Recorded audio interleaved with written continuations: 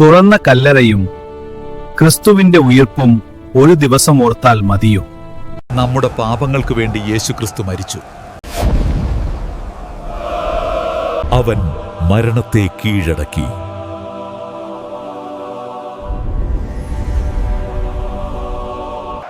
അവൻ ഉയിർത്തെഴുന്നേറ്റു.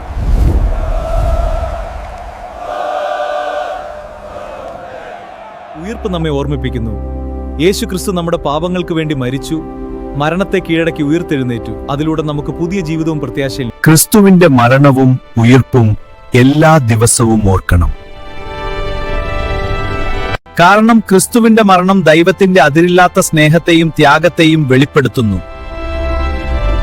ക്രിസ്തുവിന്റെ ഉയിർപ്പ് പാപത്തെയും മരണത്തെയും ജയിച്ച വിജയമാണ്. അവന്റെ ത്യാഗം ഓർക്കുമ്പോൾ പാപത്തിൽ നിന്ന് വിട്ട് നീതിയിൽ ജീവിക്കാൻ നമ്മെ പ്രേരിപ്പിക്കുന്നു, വിശ്വാസം ശക്തിപ്പെടുത്തുന്നു. ഇത് ദിവസേന ഓർക്കുന്നത് നമ്മുടെ വിശ്വാസത്തെ തന്നെ സജീവമാക്കുന്നു. വർഷത്തിൽ ഒരിക്കൽ മാത്രം ഓർക്കുന്ന ഒന്നല്ലത്.